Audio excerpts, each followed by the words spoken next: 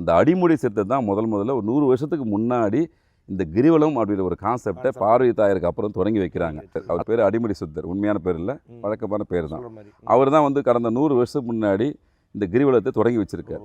நான் இங்கே வரக்கூடிய மக்களுக்கு தான் சொல்லுவேன், ஐயா இந்த ஊருக்கு வரும்போது இந்த ஊருடைய கலாச்சாரத்தை முதல்ல தெரிஞ்சுங்க.